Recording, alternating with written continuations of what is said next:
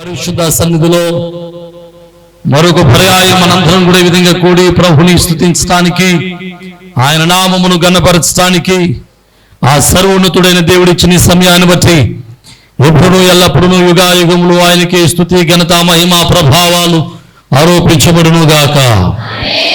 దేవుని చేత ప్రేమింపబడి ఆయన సృష్టిలో, ఆయన సమస్తమైన సృష్టిలో ప్రథమ ఫలముగా ఉండటానికై సత్యవాక్యము చేత కనబడిన మీ అందరికీ ప్రభునాను బట్టి షలోమ్, దేవుని కృపా సమాధానాలు ప్రభు మనెల్లరికి అనుగ్రహించును గాక. ప్రియమైన దేవుని బిడ్డలారా, పరిశుద్ధ గ్రంథంలో నుండి మనం యోహాను రాసినటువంటి శుభవార్తను ధ్యానం చేస్తూ ఉన్నాం. యోహాను రాసిన శుభవార్తలో మనం వరుసగా 8వ అధ్యాయం వరకు నేర్చుకుంటూ వచ్చాం. 8 అధ్యాయాలు పూర్తి చేయడానికి దేవుడు సహాయం చేశాడు. ఈ 8 అధ్యాయాల్లో ఇప్పటికి అనేకమైనటువంటి సత్యాలను మనం గ్రహించాం. ఇక 9వ అధ్యాయంలోనికి కూడా మనం వెళ్ళడానికి ప్రయత్నం చేద్దాం. ఈ 9వ అధ్యాయంలో 41 వచనాలు ఉన్నాయి. ఈ 41 వచనాలు కూడా ఒక వ్యక్తి జీవితాన్ని ఫోకస్ చేసి, ఒక వ్యక్తి జీవితాన్ని మనకి జ్ఞాపకం చేస్తూ, అతని జీవితంలో జరిగినటువంటి కార్యాలను మనకు వివరిస్తూ రాయబడుతూ ఉన్నాయి. జాగ్రత్తగా వినాలి. పరిశుద్ధ గ్రంథంలో యోహాను రాసిన శుభవార్త 20వ అధ్యాయం చూడండి. ఒక మాట రాస్తూ ఉంటాడు.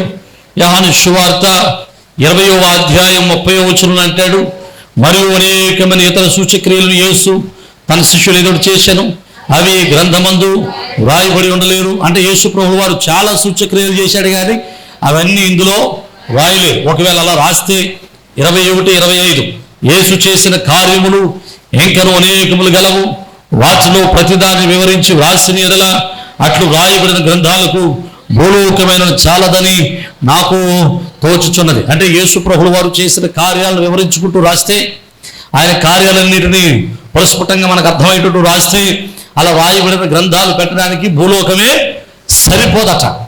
అంతటి విస్తారమైనటువంటి దైవ కార్యాలలో నుండి ఒక విషయాన్ని పరిశుద్ధ గ్రంథంలో ఒక అధ్యాయమంతా ప్రభువారు మన కొరకు రాసిపెట్టాడంటే, అది ఖచ్చితంగా అది మనం ఎంతగానో లోతైనటువంటి మర్మాలను, లోతైనటువంటి సత్యాలను నేర్చుకోవడానికి మరి అది అందులో మనకు ఉపయోగపడతా ఉంది. అంటే దేవుడు అంత విస్తారమైనటువంటి చాలా విషయాల్ని రాయలేదు, కానీ వ్రాసిన ప్రతి విషయం మన జీవితాలకి చాలా ఉపయోగపడుతుంది. అంటే ఏది మనకు ఉపయోగకరమో, ఏది మనకు శ్రేష్టమైనదో, ఏది మన బ్రతుకులు మార్చగలదో, ఏది మన బ్రతుకులలో క్రీస్తును పోలి, క్రీస్తుకు దగ్గరగా దేవుణ్ణి పోలి దేవునితో బ్రతకడానికి ఉపయోగపడతాయో వాటిని మన కొరకు ప్రభువు రాసిపెట్టాడు. అంటే రాయబడిన, అంటే ఉన్న వాటిలో శ్రేష్టమైనవి మన కొరకు రాయబడ్డాయి. దేవునికి స్తోత్రం.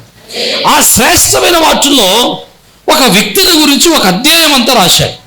ఆ వ్యక్తి కూడా సాధారణమైనటువంటి వ్యక్తి. ఆ సాధారణమైన వ్యక్తి అంటే ఎంతటి సాధారణమైన వ్యక్తి అంటే ఒక భిక్షగాడు, ఒక రోడ్డు పక్కన భిక్షమెత్తుకున్నటువంటి వ్యక్తి. ఆ వ్యక్తి గురించి బైబిల్లో ఒక అధ్యాయమే రాశాడు. అంటే అది ఎంత ప్రాముఖ్యమైనదో మనం అర్థం చేసుకోవచ్చు.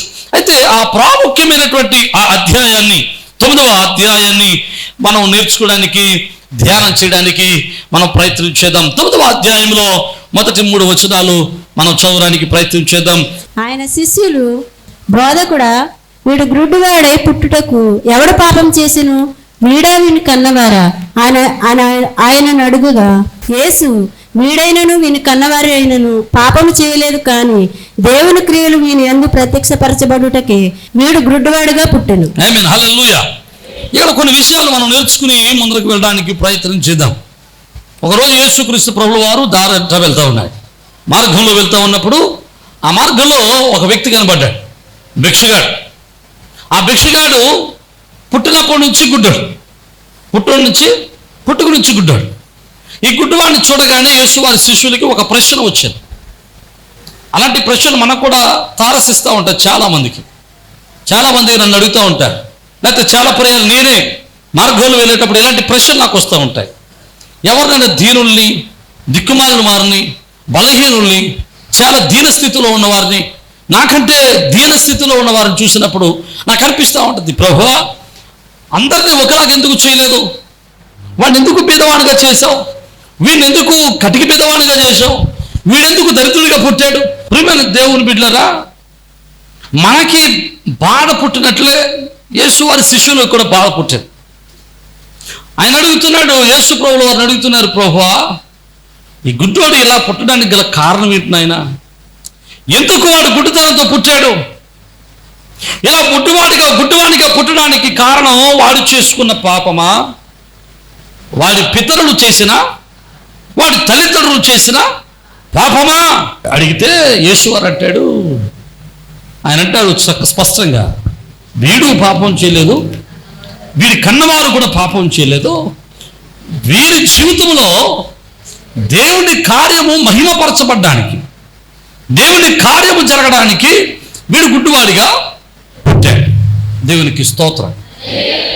ఇక నాకు ఈ అధ్యాయాన్ని చదువుతున్నప్పుడు నాకు ఇక్కడ ఒక ప్రశ్న వచ్చింది. అంటే మనుషులు చేసుకున్న పాపం వల్ల శరీరంలో రోగాలు వస్తాయని మనకు తెలుసు. హలో, మనుషులకు రోగాలు రావడానికి, మనుషులు బలహీనులు కావడానికి 5 కారణాలు చెప్పాను. ఎవరికైనా గుర్తున్నాయా? రాసుకుంటే చెప్పండి, పర్లేదు, గుర్తుంటే పర్లేదు చెప్పండి. కలుషితమైన ఆహారం తినడం వల్ల మనుషులు రోగిస్తూ అవుతాడు. మొక్కుబళ్ళు చెల్లించకపోతే మనుషుడు శరీరం మీదకి రోగాలు వస్తాయి. దయ్యాలు పట్టుకున్నప్పుడు రోగిస్తూ అవుతాడు. పాపం చేయడం వల్ల రోగిస్తూ అవుతాడు.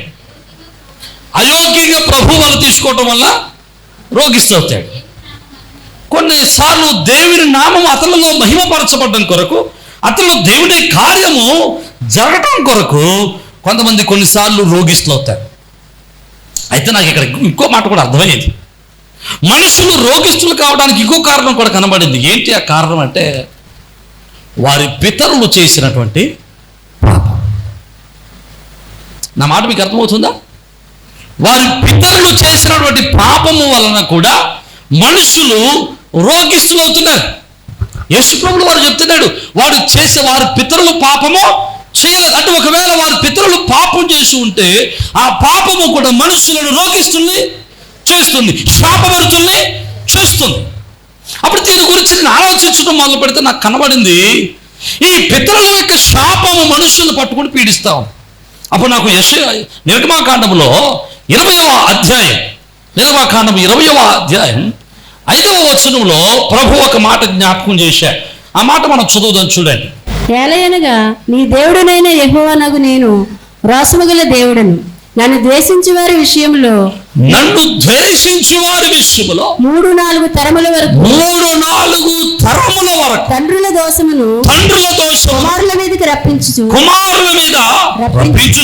నన్ను ప్రేమించి ఆజ్ఞను గైకొని వారిని 1000 తరముల వరకు కరుణించువాడనై ఉన్నాను. దేవునికి స్తోత్రం. జాగ్రత్తగా అర్థమవ్వా, నేను చాలా స్లోగా చెప్తాను, జాగ్రత్తగా విన. సర్వోన్నతుడైన దేవుడు ఇశ్రాయేలు ప్రజలతో స్పష్టంగా చెప్పిన మాట ఏంటంటే, నన్ను ద్వేషించిన వారిని 3-4 తరాల వరకు నేను ద్వేషిస్తాను. ఎన్ని తరాలు?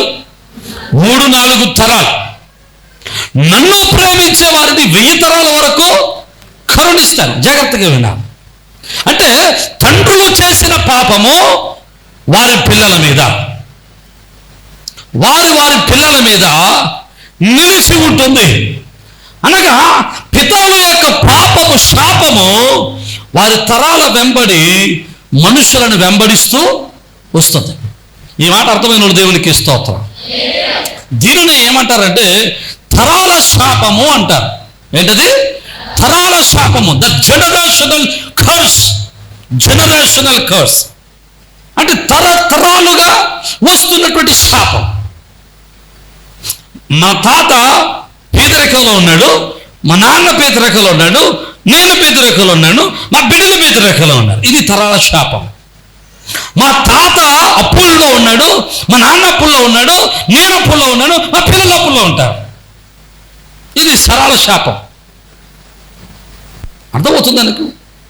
అంటే తరతరాలుగా శాపము వెంబడిస్తూ ఉంది. మరి తరాల శాపం ఎలాగెళ్తుంది?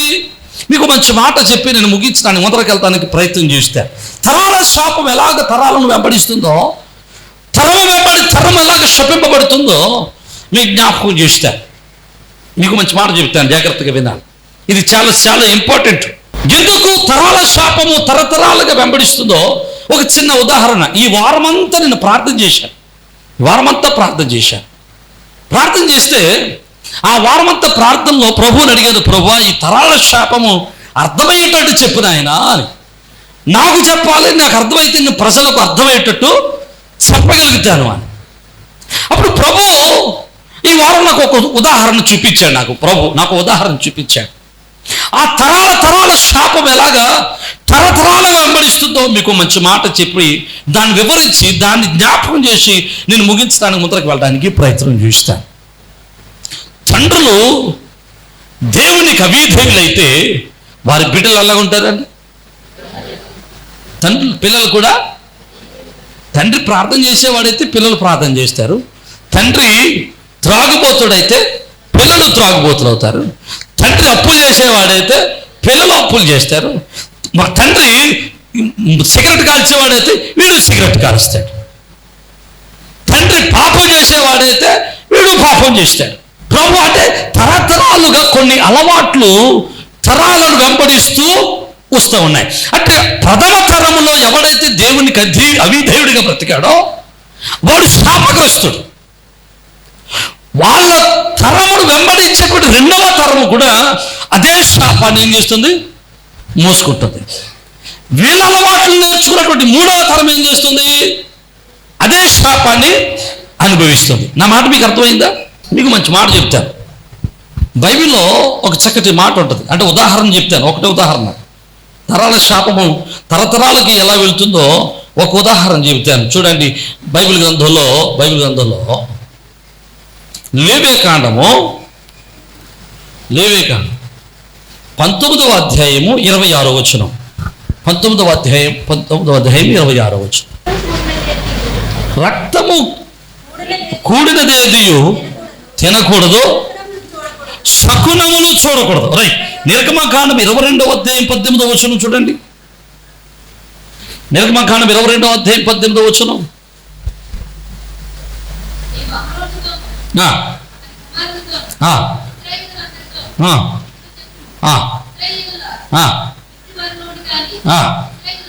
ఇశ్రాయేలు వారిలో కానీ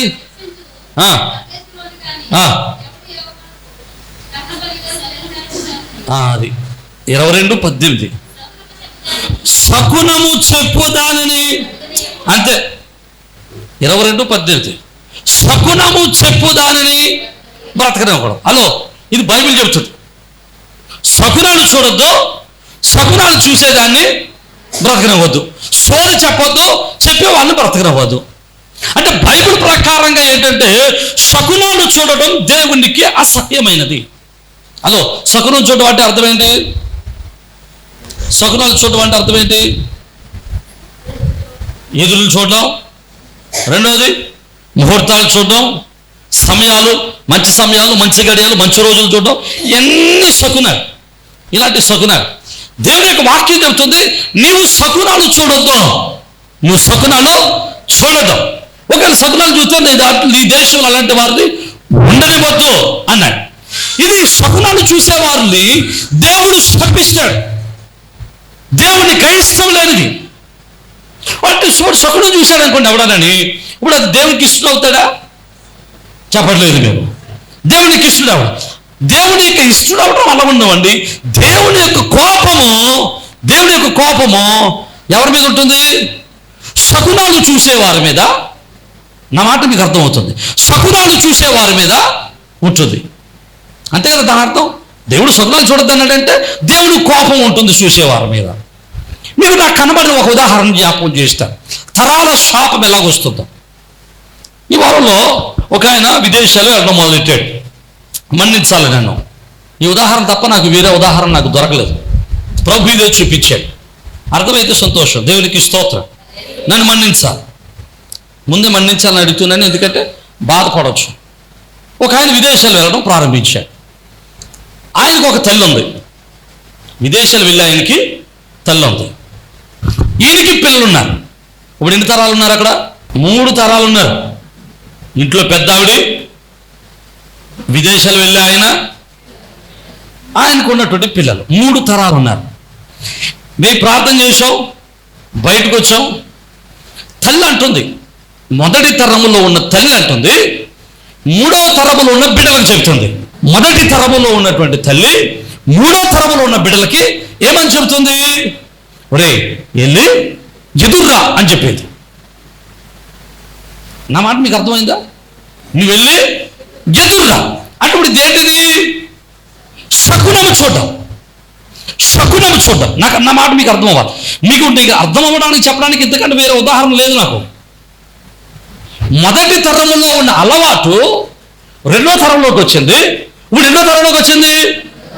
మొదటి తరంలో ఉన్న కోపము, దేవుని కోపము ఎన్నో తరంలోకి వచ్చింది? 3వ తరంలోకి వచ్చేసింది.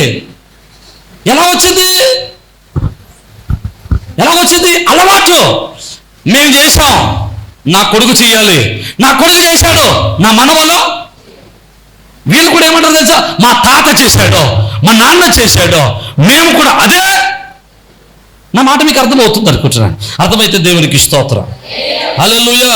శాపము, దేవుని యొక్క కోపము తరతరాలుగా ఎందుకుంటుందంటే, తరతరాలుగా దేవునికి అయిష్టమైనటువంటి అలవాట్లు ఏమైపోతాయి? నేర్చుకుంటూ వచ్చేస్తున్నాం. తండ్రి చేసింది కొడుకు చేసింది వారి మనవాడు. తరతరాలుగా శాపభరితమైనటువంటి జీవితాన్ని జీవిస్తూ ఉన్నారు. నేనంటాను, బైబిల్లో ఒక మాట ఉంటుంది చూడండి. ఎఫెసీయులకు రాసినటువంటి పత్రిక 4:17 వచనం. కాబట్టి అన్యజనులు నడుచుకున్నట్లు మీరు ఇక మీద నడుచుకునవలదని ప్రభువునందు సాక్ష్యం ఇచ్చుచున్నాను. వారైతే అంధకారమైన మనస్సు గలవారై తమ హృదయ కాఠిన్యము వలన తమలోనున్న అజ్ఞానము చేత దేవుని వల్ల కలుగు జీవములో నుండి వేరుపరచబడిన వారై తమ మనస్సుకు కలిగిన వ్యర్థత అనుసరించి నడుచుకునుచున్నారు. హలో, అన్యజనులుగా నడిచేటువంటి వారు ఎలాంటి మనస్సు కలిగిన వారట? అంధకారమైన మనస్సు కలిగినటువంటి వారు. రెండవది అజ్ఞానముతో కూడుకున్నటువంటి వారు. నా మాట మీకు అర్థం అవ్వాలి. వారికి అజ్ఞానం ఉంది. వారు అజ్ఞానం వల్ల కొన్ని పనులు చేశారు, వారి అజ్ఞానం వల్ల కొన్ని అలవాట్లు నేర్చుకున్నారు, వారి అజ్ఞానం వల్ల కొన్ని క్రియలు చేశారు. కానీ తరాలు మారుతున్న కొలది జ్ఞానము పెరుగుతున్నది కొలది వాళ్ళంటే ఆయన అందుకు ఎపిసోడ్ 5:19 వచ్చి అంటాడు కదా, అజ్ఞానులోలే కాక జ్ఞానులోలే నడుచుకోనండి. హల్లెలూయా. వారు అజ్ఞానంతో ఉన్నారు కనుక నువ్వు అజ్ఞానంతో ఉండదు. అజ్ఞానంతో ఉంటే ఏమవుతుంది? ఆ అజ్ఞానం వల్ల ఏ శాపాన్ని అయితే తెచ్చుకున్నారో, జ్ఞానం కలిగి ఉండకూడదు నువ్వేదే శాపాన్ని. మొదటి తరంలో శాపము, 2వ తరంలో శాపము, 3వ తరంలోనికి శాపము, 4వ తరంలోనికి శాపము. కారణం ఏంటంటే తరతరాలుగా అలవాట్లు, అజ్ఞానపు అలవాట్లు, తెలివిలేని అలవాట్లు, అంధకారమైన అలవాట్లు తరతరాల వెంబడి వస్తూ ఉంది. మనందుకు క్రీస్తులు అంటాడు, మనందరం కూడా క్రీస్తులోనికి వచ్చిన తర్వాత, ప్రభులోనికి వచ్చిన తర్వాత మన ప్రాచీన స్వభావాన్ని విడిచిపెట్టి నవీన స్వభావాన్ని ధరించుకోవలసిన వారమై ఉన్నాం. నమ్మితే దేవునికి స్తోత్రం చెప్పాలి. హల్లెలూయా. ఇది జనరేషనల్ కర్స్, తరాల శాపము. We have to break that. మనం దాన్ని విరవగట్టాలా. ఆ తరాల శాపమును మనం విడిచిపెట్టాలా. ఆ తరాల శాపం నుంచి మనం తప్పిపోవాలా. అలా తప్పించబడాలంటే తరాల నుండి చేస్తే అజ్ఞాన క్రియల నుండి మనం విడిచిపెట్టి, ప్రాచీన స్వభావాన్ని విడిచిపెట్టి నవీన స్వభావాన్ని మనము ధరించుకోవాలి. అర్థమవుతున్న వారు దేవునికి స్తోత్రం చెప్పాలి. హల్లెలూయా. మా తాత చేశాడు, మా నాన్న చేశాడు కాదు, వారు అజ్ఞానంలో చేశారు. నువ్వు అలా చేయడానికి వీలు లేదు. క్రీస్తులో ఉన్నాడు. అందుకనే ప్రభు యొక్క వాక్యం అంటాడు, క్రీస్తులో ఉన్నవాడు నూతన సృష్టి. ఎలాగంటే క్రీస్తులో ఉన్నవాడు మనం అందరం ఎలా? నూతన సృష్టి. క్రీస్తులోనికి వచ్చిన మనము నూతన సృష్టిగా నూతన పరచబడకపోతే తరల శాపమునకు మనము వారసులం అవుతాం. నమ్మితున్న వారు దేవునికి స్తోత్రం. హల్లెలూయా. జాగ్రత్తగా వినాలి. తరాల వెంబడి వస్తున్న శాపమును విరవగట్టాలంటే మన అలవాట్లను, మన జీవితాన్ని, మన గుణాలను మార్చుకోవాలా. మా తాత చేశాడు, మా నాన్న చేశాడు, మా అమ్మ చేసింది, నేను చేస్తాను కాదు. వారి అజ్ఞానం, వారి అవిధేయత, వారి యొక్క మానసికమైన గుడ్డుదనం. నేను ఇంకో మాట కూడా చెప్తున్నాను. నేను శకునాలు చూసేవారు చెడ్డోళ్ళని అంటలే, వాళ్ళ ఇష్టం. ఎవరో అన్యులుగా బ్రతికే వాళ్ళు వాళ్ళ ఇష్టం. వాళ్ళకు శకునాలే చూసుకుంటారో, లేకపోతే ముహూర్తాలే చూసుకుంటారో, లేదా ఇంకోటి చేసుకుంటారో, వాళ్ళ ఇష్టం. వాళ్ళ గురించి నాకు అనవసరం. నేను ఎవరి గురించి చెప్తున్నానంటే, నా దగ్గరకు వచ్చి వాక్యాన్ని విని వాక్యానుసారంగా బ్రతికి జీవితాలు బ్రతుకులో మార్చుకోవడానికి, జీవితాలు ఆశీర్వదింపడానికి ఇష్టపడి వచ్చాను చూసారా, మీకోసం చెప్తున్నాను. మీరు తరాల శాపం అనుభవించకుండా ఉండాలంటే తరతరాలుగా వస్తున్నటువంటి అలవాట్లను మార్చుకోవాలి. అర్థమైన వారు దేవునికి స్తోత్రం చెప్పాలి. హల్లెలూయా. తరతరాలుగా వస్తున్నటువంటి కొన్ని శకునాలను విడిచిపెట్టాలి, అన్ని సాంప్రదాయాలను విడిచిపెట్టాలి. అర్థమైతే దేవునికి స్తోత్రం. హల్లెలూయా. మనం క్రీస్తులోనికి ఎందుకు వచ్చామంటే లోకాన్ని విడిచిపెట్టి క్రీస్తులోనికి వచ్చాం. ఇక లోకంలో క్రీస్తులోకి వచ్చిన తర్వాత లోకాన్ని తెచ్చుకుంటే లోకంలో శాపాన్ని కూడా మనం తెచ్చుపెట్టుకుని ఇంట్లో పెట్టుకుంటాం. జాగ్రత్తగా వినండి. యేసు వారి మాట అంటున్నాడు, ఇక్కడ ఈ గుడ్డివాడి గురించి చెప్తున్నాడు. ఈ గుడ్డోడి మీద తరాల పాపమో తరాల శాపం ఏమీ లేదు. కానీ ఈ గుడ్డివాడికి ఎందుకు పుట్టాడంటే, వీడి జీవితంలో దేవుని నామము మహిమపరచబడడానికి, వీడి జీవితంలో దేవుని కార్యము ప్రస్ఫుటపడటానికి, లేకపోతే దేవుని కార్యము మహిమ జరగడానికి, దేవుని కార్యము బయలుపరచబడడానికి వీడు గుడ్డివాడిగా పుట్టాడు. నేను అంటాను, కొన్ని పర్యాయాలు మన జీవితాల్లో కూడా బలహీనతలు, రోగాలు, సమస్యలు ఎందుకు వస్తూ ఉంటాయంటే, మన జీవితాల్లో దేవుని కార్యము జరిగి మన జీవితంలో దేవుడు మహిమపరచబడడానికి మనకు సమస్యలు వస్తూ ఉంటాయి. నమ్మిన వారు దేవునికి స్తోత్రం చెబుదాం. హల్లెలూయా.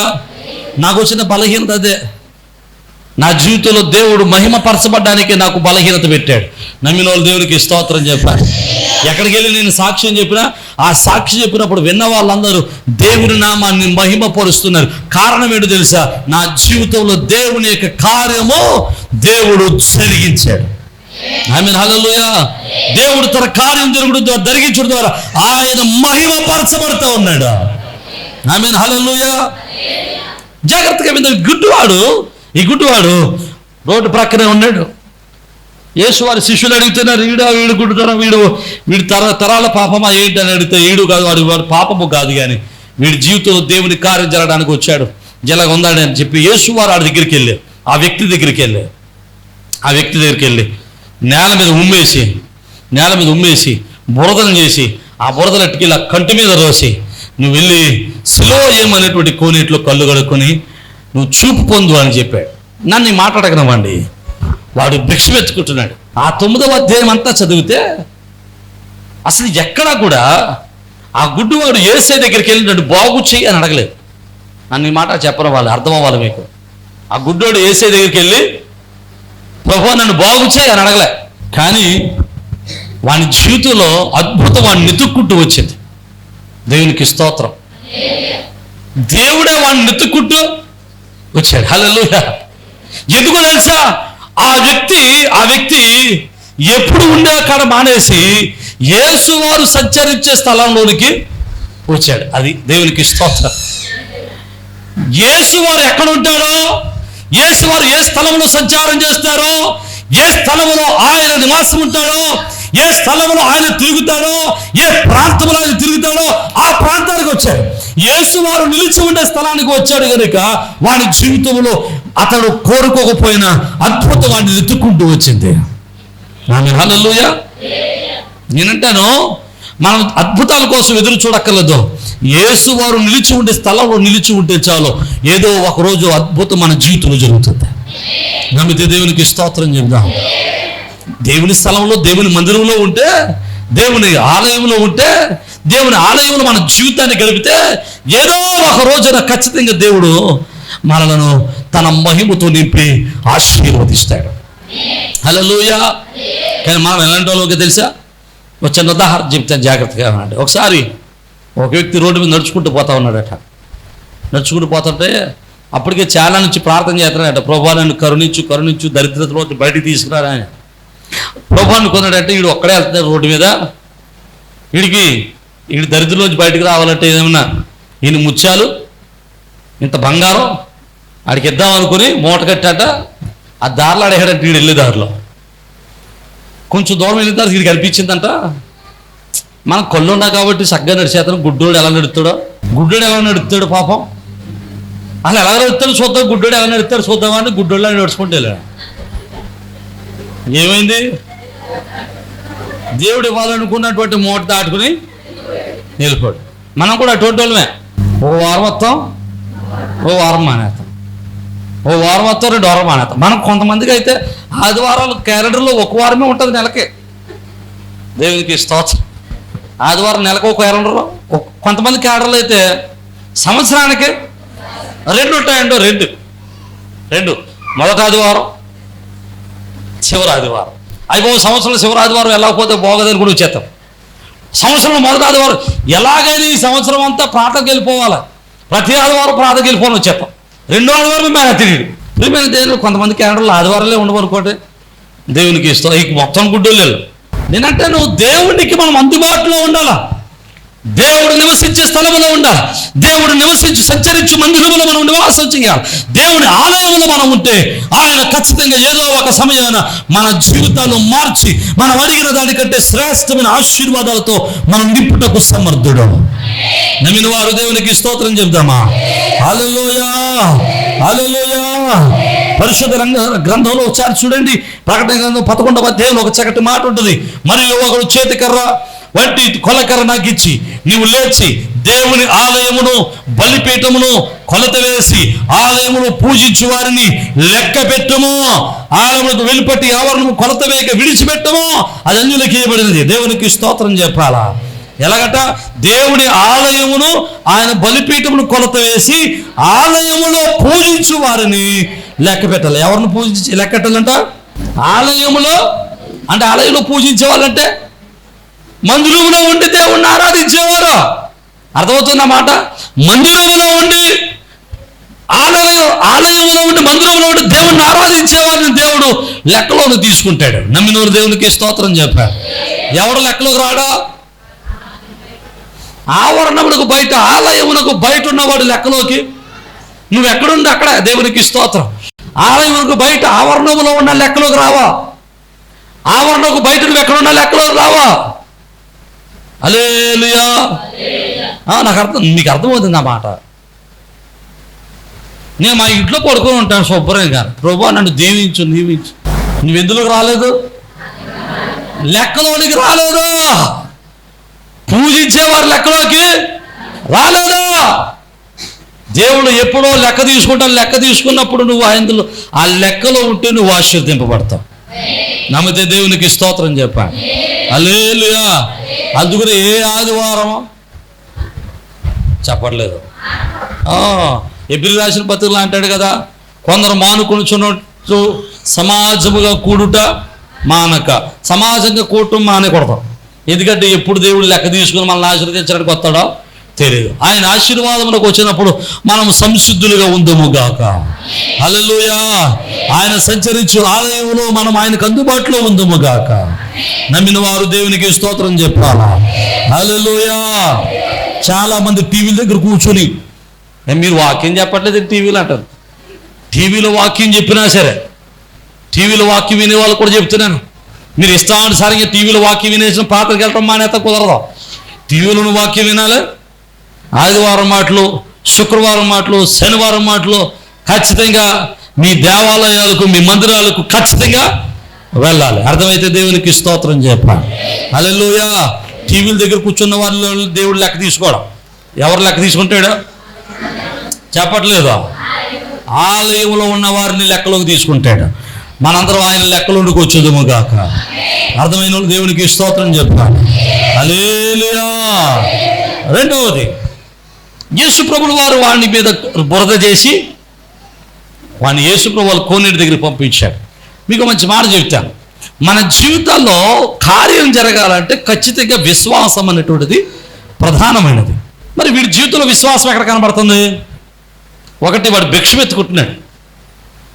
వాడు యేసు ప్రభువుని అడగలేదు, కానీ యేసువారు వెళ్ళి వాడి దగ్గరికి వెళ్ళి బురద రాశాడు. నువ్వు వెళ్ళి కడుక్కోమన్నాడు. వీడి విశ్వాసం ఎక్కడ కనబడుతుందో తెలుసా? వాడు వెళ్ళి కోనేటిలోనికి వెళ్ళి సిలువలోనికి వెళ్ళి వాడు కళ్ళు కడుక్కోవడంలో వాడి విశ్వాసం కనబడుతుంది. లేదా వాడిని వాడు ముట్టుకుని స్వస్థపరిచేది సరిపోను. స్వస్థపరచలేడా దేవుడు? స్వస్థపరచగలడు. కానీ అక్కడ ఏం కావాలి? వాడు బాగుపడాలంటే విశ్వాసం కావాలి. ఇప్పుడు విశ్వాసం కనపరచాలంటే ఏం చేయాలి? వీడి విశ్వాస క్రియ చేసేటట్టు ప్రభు ప్రేరేపించాడు. నువ్వు వెళ్ళా, నువ్వు శిలోయాము కొన్నిటి దగ్గరికి వెళ్తే నువ్వు బాగుపడతావు. నేను అంటున్నాను, మన జీవితాల్లో మేలు కలగాలంటే ఆయన సంచరించే స్థలంలో ఉంటే సరిపోదు, ఆయన చెప్పిన పని కూడా. దేవునికి స్తోత్రం, హల్లెలూయా. ఇప్పుడు కొన్నిట్లకి వెళ్ళి కడుక్కోమన్నాడు. అంత దూరం ఎవరు వెళ్తారు ప్రభా, ఇక్కడ నా దగ్గర నీళ్ళున్నా నేను కడిగేసుకుంటానంటే ఇదేనా కడుక్కోవడం, అదేనా కడుక్కోవడమే కదా. నా దగ్గర టాటా వాటర్ ఉంది నాయన, హిమాలయ వాటర్ ఉంది నాయన, ఇది కడుక్కుంటానంటే. అప్పుడు ఒక ఆయన అన్నాడు, మా ఊరు నదులు లేవా, యార్ధాన్లోకి వెళ్ళి ఉడగాలా అన్నాడు ఒక ఆయన. అన్నాడా? దేవునికి స్తోత్రం. నయమాను, మా ఊర్లో ఎంతకన్నా మంచి నదులున్నాయి అన్నాడు. నోరు పూసుకుని ఆయన ఏ నదిలో ములగమంటే అది విశ్వాస క్రియ. నేను అంటున్నాను, వీడు వెళ్ళాడు, కడుక్కున్నాడు, వాడు చూపు పొందాడు. నేను అంటున్నాను, మన జీవితాల్లో ప్రభు మాట వింటే మన జీవితాలు ఆశీర్వాదకరంగా మారుతాయి. నమ్మిన దేవునికి స్తోత్రం చెప్పాను. ఆయన చెప్పింది చేస్తే మన జీవితంలో మేలు అనుభవిస్తాం. ఆయన చెప్పింది ఏదైనా సరే, నీకు ఇష్టమున్నా ఇష్టం లేకపోయినా ఆయన చేయమంటే నోరు పూసుకుని చేయటమే. నా మాట మీకు అర్థమవుతుంది అనుకుంటా. ఆయన చెప్పింది నోరు పూసుకుని చెయ్యాలి. అబ్బాయి నాకు అది ఇష్టం ఉండదండి, నేను దాన్ని ఇలా మార్చుకుని చేస్తానంటే, దాన్ని ఎలా చెరుపుకుని చేస్తానంటే కుదరదు. దేవుని మాటకు కలపడానికి చెరపడానికి వీలు లేదు. ఆయన మాట చెప్పింది చెప్పినట్లు చేయడమే. ప్రభు చెప్పాడు, అబ్బాయి దొంగతనం మానే అన్నాడు. మనం ఏమంటాం, ఆ పొట్ట కుట్టు కోసం చేసింది ఏం తప్పు కదలేంటే మనం రాసేసుకుంటాం, కొత్త శాస్త్రం రాసేసుకుంటాం మనం. దేవునికి స్తోత్రం కదా. అబద్ధం ఆడొద్దు అన్నాడు. పర్లేదండి, అప్పుడప్పుడు అబద్ధం ఆడితే. లేకపోతే ఇంకోటి ఆయన వ్యభిచారం చేయొద్దు అన్నాడు. నోరు మూసుకుని మానేశారు అంతే. ఆయన చేయొద్దన్నది మానేయాలి, చేయమన్నది చేయటమే. ఆయన దశమ భాగాలు ఇమ్మన్నాడు. నువ్వు ఆశీర్వదింపబడాలంటే దశమ భాగం పట్టురా అన్న. మనం అనుకుంటాం, దశమ భాగం పాటగారి కోసం నేను పట్టుకెళ్ళి మానే, నేను ఎవరు తెమ్మన్నాడు. చెప్పింది చేస్తే నీ కళ్ళు తెరవబడతాది. దేవునికి స్తోత్రం, హల్లెలూయా. చాలామంది దశమ భాగాల్లో కూడా ఇలా చేస్తుంటారు. టీవీలో కనబడే నాన్నబాబు గారికి 1000 రూపాయలు. హలో, నేను టీవీలో వాకింగ్ చెప్తున్నాను కదా. టీవీలో కనబడే నాన్నబాబు గారికి 1000 రూపాయలు, ఆ సతీష్ కుమార్ గారికి 1000 రూపాయలు, 500 మా పాస్ట్ గారికి. దశమ భాగం 3 మొక్కలు చేస్తే ముగ్గురికి ఇస్తే బాగుంటుంది అనిపిస్తుంది మనకు. ఇప్పుడు మీకు అర్థం అవ్వాలి, నేను డబ్బుల కోసం సేవ చేయట్లేదు. ఇప్పుడు ఈ మొక్క చెప్తే ఎవడన్నా కొనకెత్తాడని టీవీలో చూసేవాడు చెప్పట్లేదు. మీరు ఎవడెత్తాడండి, ఎవడు రూపాయి ఇవ్వడం. కానీ ఇది చెప్పాలి, ఇది న్యాయం, ఇది కరెక్ట్, ఇది న్యాయమైన మా బోధ. నీ దశమ భాగాలు మొక్కలు చేయమని ప్రభు చెప్పలేదు. నీ దశమ భాగం రూపాయితో శుద్ధ పట్టుకెళ్ళి నువ్వు ఏ బోధ వింటున్నావో, ఏ సేవకుడి దగ్గర ఆత్మీయంగా పెరుగుతున్నావో ఆ బోధకుడికి అప్పగించి రావాలి. అది ఎంతైనా సరే, అది 1,00,000 అయినా 2 లక్షలైనా 10 లక్షలైనా సరే. మనకు 100 రూపాయలు అయితే ఇచ్చేస్తాం, 1000 రూపాయలు అయితే ఇచ్చేస్తాం. 2,000 అయితే కొంచెం కష్టంగా స్తోత్రం. ఇంకంతకు మించి వచ్చిందంటే 3 మొక్కలు చేస్తే బాగుంటుంది. మన ఊర్లో 3 పాస్ట్ గారులు ఉన్నారు, 3 పాస్ట్ గారులు ఉన్నారు. ముగ్గురికి 3 మొక్కలు ఇస్తే 3 ప్రార్థన చేశాక ఆ 3 చేసిన ప్రార్థన నీకు మేలు కలగదు. కారణం ఏంటో తెలుసా? నువ్వు ప్రభువు చెప్పింది నీ ఇష్టం వచ్చిన నువ్వు రాసుకుంటున్నావు శాసనం. నువ్వు రాసుకున్న శాసనం వల్ల నీకు మేలు కలగదు. ప్రభువు రాసిన శాసనం వలన మాత్రమే మేలు కలుగుతుంది. నమ్మితే దేవునికి స్తోత్రం చెప్పా. హల్లెలూయా. చాలా మందికి ఊర్లో ఉన్న వాడు పాస్ట్ గా నచ్చిన వీడికి సతీష్ కుమార్ గా నచ్చుతాడు, నా అనుభవం నచ్చుతాడు వీడికి. టీవీలో కనబడతాం కదా. నిజం. నేనంటున్నాను, నీ దశమ భాగాలు నువ్వు వాక్యం వినేటువంటి నీ సేవకుడు, నిన్ను పెంచి పోషిస్తున్న నీ సేవకునికే ఇవ్వాలి. అది న్యాయం. ఒకవేళ మాకంటే వాళ్ళకి కానుక ఇవ్వాలనుకుంటే ఎక్స్ట్రా డబ్బులు ఉంటో చూసావా, అందులో తగులాడాలి. అర్థమైతే దేవునికి స్తోత్రం చెప్పు. హల్లెలూయా. అది శాపభరితమైంది, వద్దా నాకే కాదు ఎవరికి ఇవ్వద్దు. నువ్వు అర్థమైన వాళ్ళు దేవునికి స్తోత్రం చెప్పాలా. హల్లెలూయా. ఇప్పుడు మీరు అన్నది ఇలాగైతే ఎవడెత్తాడు రా నీకు డబ్బులు? మీరు ఎవరికి ఇస్తారు మరి? వాళ్ళు ఎవరు మీరెవరికి ఇస్తారని నేను దేవునికి ఇస్తాం, మీరు ఇచ్చే చాలు మాకు, అర్థమైతే దేవునికి స్తోత్రం చెప్పాలి. వాళ్ళు ఇవ్వాలి కదా. అది ప్రియమైన దేవుని పిల్లరా, దేవుడు చెప్పింది నీకు నచ్చినా నచ్చకపోయినా, నీకు ఇష్టమన్నా ఇష్టం లేకపోయినా, ఆయన చెప్పింది చేస్తే లోటు తీర్చబడుతుంది, అవసరాలు తీర్చబడతాయి, సమస్యలు తీర్చబడతాయి, బాధలు పోతాయి, కష్టాలు పోతాయి, నష్టాలు పోతాయి, శ్రమలు పోతాయి, లోటు తీర్చబడుతుంది, నీ కన్నులు తెరబడతాయి, తరతరాలుగా వస్తున్న నీ శాపము కొట్టివేయబడుతుంది. నమ్ముతున్న వారు దేవునికి స్తోత్రం చెప్పాలి. హల్లెలూయా.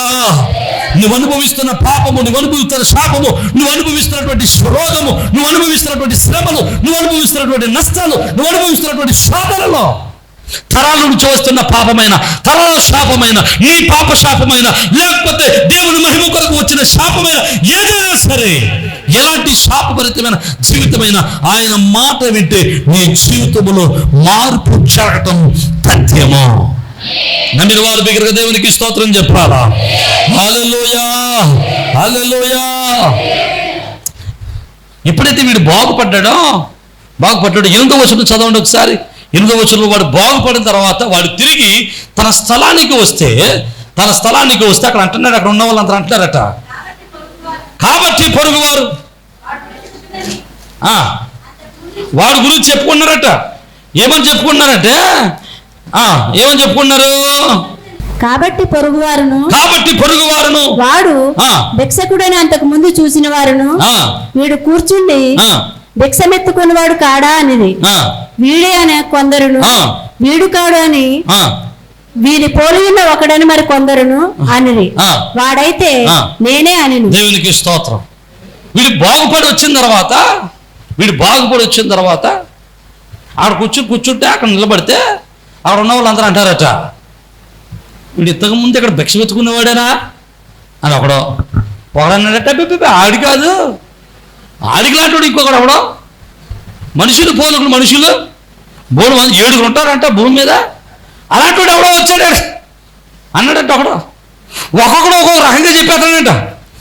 వాళ్ళు ఎన్ని విధాలుగా అనుకుంటున్నా కానీ వీడు అన్నాడంట, వాళ్ళు ఎవడో కదరా బాబు, ఇంతకుముందు ఇక్కడ భిక్షం ఎత్తుకునేవాడిని నేనే, ఇంతకుముందు గుడ్డువాడిగా పడి ఉన్నవాడిని నేనే, ఇప్పుడు నా జీవితం మార్చబడింది, నాలోనికి యేసు వచ్చాడు, నా బ్రతుకు మారిపోయింది. హల్లెలూయా. ఇంతకుముందు భిక్షమెత్తుకునేవాడిని, నాలోనికి యేసయ్య వచ్చాడు, నా భిక్షమెత్తుకునే జీవితం పోయింది, ఆశీర్వాదకరంగా మార్చబడింది. హల్లెలూయా. ఇంతకుముందు గుడ్డివాడిగా ఉండి ఒకరి మీద ఆధారపడి బతికేవాడిని, నాలోనికి యేసయ్య వచ్చాడు, ఇక ఒక మీద ఆధారపడాల్సిన అవసరమో లేదు, నా బ్రతుకును నా యేసయ్య మార్చేశాడు. నమ్మిన వారు బిగ్గరగా దేవునికి స్తోత్రం చెప్పండి. హల్లెలూయా. నన్ను మాట అడగనమండి, ఇక్కడ కూర్చున్న వాళ్ళందరూ ఒకరోజు యేసుని సందర్శించిన వారే, యేసును దర్శించిన వారే, యేసుతో మాట్లాడిన వారే, దేవుని కార్యాలు చూసిన వారే, దేవుని మహిమను చూసిన వారే, బాప్తిసాలు పొందిన వారే. మిమ్మల్ని చూసిన వాడు ఎవడైనా సరే ఇలాంటి సాక్ష్యం చెప్పగలుగుతున్నాడా? ఇంతకుముందు మీతో కలిసి తాగినోడు వాడేనా వీడు? ఇంతకుముందు మీతో కలిసి సిగరెట్లు కాల్చినాడు వాడేనా వీడు? ఇంతకుముందు మీతో కలిసి బూతులు మాట్లాడినాడు వాడేనా వీడు? వీడు మారిపోయారా అనగలుగుతున్నారా?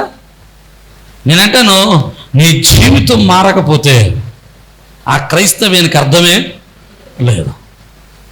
అర్థమవుతుంది వారు దేవునికి స్తోత్రం. క్రీస్తు మనలోనికి వచ్చిన తర్వాత మన జీవితమే మారిపోవాలి, మన ఆలోచన విధానం మారిపోవాలి, మన చూపు మారిపోవాలి, మన ప్రవర్తన మారిపోవాలి, మన నడక మారిపోవాలి, మన జీవితం మారిపోవాలి, మన బ్రతుకులు మారిపోవాలా. నమ్మితే దేవునికి స్తోత్రం చెప్పండి. హల్లెలూయా.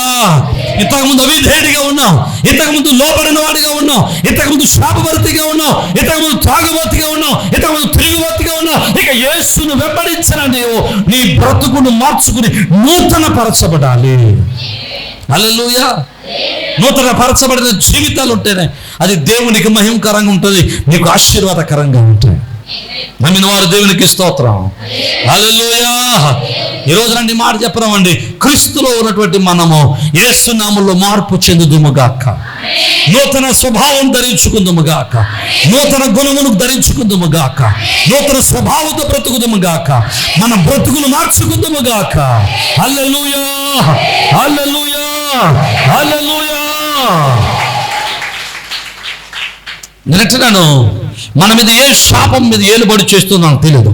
తరాల శాపము ఏలుబడి చేస్తుందేమో, మనం చేసిన పాపం యొక్క శాపము మన మీద ఏలుబడి చేస్తుందేమో, మన తరతరాలుగా మన తల్లిదండ్రులు మన పెద్దలు చేసిన శాపము మన మీద ఏలుబడి చేస్తుందేమో.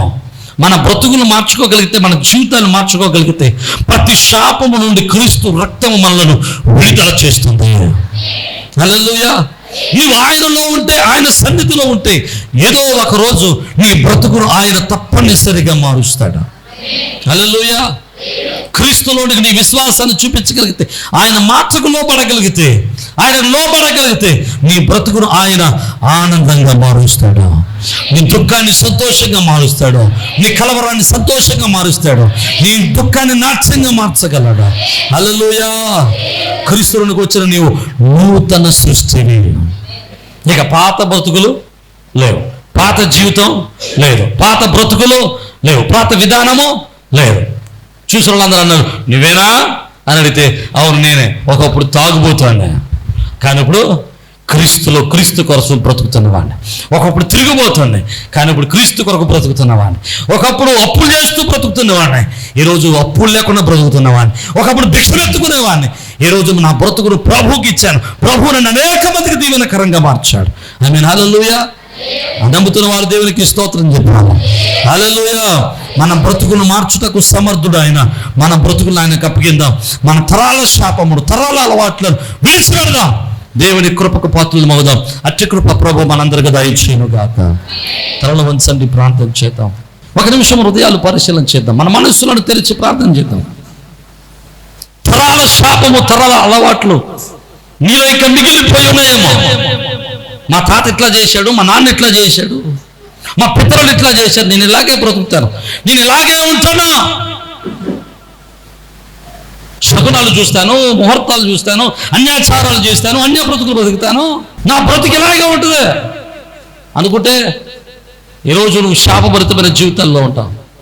ఈరోజు నీ బ్రతుకును విడిచిపెట్టి, నీ శాపభరితమైన జీవితాన్ని విడిచిపెట్టి, నీ శాపభరితమైన జీవితాలు విడిచిపెట్టి, అన్యాచారాలు విడిచిపెట్టి, తరతరాలుగా వస్తున్నటువంటి అజ్ఞాన క్రియలను విడిచిపెట్టి, అంధకార క్రియలను విడిచిపెట్టి నీ బ్రతుకును ప్రభువుకిస్తే, నీ జీవితాన్ని ప్రభుకిస్తే, నువ్వు ప్రభువుకు లోబడి ప్రభువును అనుసరించి నువ్వు బ్రతకగలిగితే, ఆయన మాటకు లోబడి నువ్వు బ్రతకగలిగితే, ఈరోజు నీ మీద ఉన్న శాపమును ఆయన ఆశీర్వాదకరంగా మార్చగలడు. నీలో ఉన్న ప్రతి లోపమును ఆయన తీర్చగలడు. నీ ప్రతి కష్టాన్ని ఆయన తీర్చగలడు. ఆయన నీ ప్రతి నష్టాన్ని లాభంగా మార్చగలడు. నీ కన్నీటిని ఆనందంగా మార్చగలడు. నీ కుటుంబంలో సంతోషంతో నింపగలడు. నీ కుటుంబంలో ఆనందంతో నింపగలడు. నీ బిడ్డను దీవెనకరంగా మార్చగలడు. ఇక తరాల శాపము నీ మీద ఏలుబడి చేయదు. హల్లెలూయా, హల్లెలూయా, హల్లెలూయా. ప్రార్థన చేద్దాం. పరిశుద్ధుడు అయిన కృప కలిగిన ప్రభువా, అయ్యా విన్న వాక్యాన్ని మా హృదయంలో నటింపచేయండి ప్రభువా. మేము ఎందుకు బాధలు పడుతున్నామో, ఎందుకు శ్రమలు పడుతున్నామో, ఎందుకు నాయనా మేము బాధలు అనుభవిస్తున్నామో, ఎందుకు శ్రమలు అనుభవిస్తున్నామో, ఈరోజు కొన్ని విషయాలు మేము నేర్చుకున్నాం ఆయన. మేము నేర్చుకున్న మాటల్లో నుంచి ఆయన మా జీవితాన్ని సరి చేసుకోవడానికి, నీవు చెప్పిన మాట వినడానికి, నీకు లోబడి బ్రతకడానికి సహాయం చేయాలి. నీకే విధేయుడు అవడానికి సహాయం చేయాలి. నీ కృప చేత బలపరిచి మీరు మహిమ పొందమని అయా ఘనత, మహిమ, ప్రభావాలు మీకు అర్పిస్తూ వాక్యం విన్న ప్రతి కుటుంబంలో నుంచి, అయా యువతల వాక్యం విన్న ప్రతి కుటుంబంలో నుంచి, అయా యువత వాక్యం విన్న ప్రతి కుటుంబంలో నీ కృపను అనుగ్రహించండి ప్రభువా. వారి కుటుంబంలో సమస్యలు శోధనలతో పరచాలి. నీ కృపాసనగా వారికి తోడుగా ఉంచమని యేసు పరిశుద్ధ నామమును బట్టి స్తుతించున్నాం మా పరమ తండ్రి. ఆమేన్. ఆమేన్. ప్రభునందు ప్రియ సజీవ స్వరం అనేటువంటి యొక్క వర్తమానాన్ని వింటున్నటువంటి మీ అందరికీ ప్రభునామమును బట్టి శుభాలు. మీ గృహాలలో మీతో కలిసి ఏ విధంగా ప్రభువును ఆరాధించడానికి ప్రభు ఇచ్చిన సమయాన్ని బట్టి ప్రభువుని స్తుతిస్తా ఉన్నాను. ప్రతిదినం మీరు వీక్షిస్తున్న ఈ వర్తమానాలను బట్టి మీరు ఆశీర్వదింపబడుతున్నారని మేమెంతగానో ప్రభునందు ఆనందిస్తూ ప్రభువును స్తుతిస్తూ ఉన్నాం. మీరు ఇస్తున్నటువంటి ప్రతి మెసేజ్, లేకపోతే మీరు ఇస్తున్నటువంటి ఈ యొక్క ప్రోత్సాహం దేవుని పనులు మమ్మల్ని ఎంతగానో బలవంతులు చేస్తూ ఉంది. కనుక మీరు ఈ వర్తమానాల చేత ఆశీర్వదింపబడుతున్నట్లయితే ఇంకా అనేక మందికి ఈ వర్తమానాల్ని పరిచయం చేయండి. అలాగే ఈ వర్తమానాల చేత మీరు ఆశీర్వదింపబడుతున్నట్లయితే తప్పనిసరిగా ఈ యొక్క పరిచర్యలో మీ వంతు సహకారాన్ని, భాగస్వామ్యాన్ని పంచుకోవాలని ప్రభు పేరట మిమ్మల్ని ప్రేమతో ఆహ్వానిస్తూ ఉన్నాం. చాలా మంది అడుగుతూ ఉన్నారు, అయ్యా మేము ఈ పరిచర్యలు ఎలా పాలుభాగస్తులం కావాలి అని. చాలా సంతోషం, దేవుడు మీకు ఇచ్చిన భారాన్ని బట్టి ప్రభునందు ఆనందిస్తూ ఉన్నాను. తప్పనిసరిగా మీరు కూడా మాతో కలిసి ఈ యొక్క సత్య సువార్తను, ఈ యొక్క ఆత్మీయమైన వర్తమానాలను అనేక మందికి అందించటంలో మీ వంతు కూడా ఖచ్చితంగా సహకారాన్ని అందించవచ్చు. కనుక ఈ స్క్రీన్ మీద కనబడుతున్న నెంబర్లకి ఖచ్చితంగా ఫోన్ చేయండి. తగినటువంటి ఆలోచనలు, సలహాలు, ఎలాగో మీరు ఈ పరిచర్యలో బాల్య భాగస్తులు కాగలరో మేము మీకు తెలియపరుస్తాం. అలాగే మీరు ఈ వర్తమానాల చేత ఆశీర్వదింపబడుతున్నట్లయితే, ఒకవేళ మీరు ఇప్పటి వరకు ఏ సంఘానికి వెళ్ళని వారైతే, ఏ మందిరానికి అటెండ్ కాని వారైతే తప్పనిసరిగా మిమ్మల్ని మా మందిరానికి, మా సహవాసానికి ప్రేమతో ఆహ్వానిస్తూ ఉన్నాం.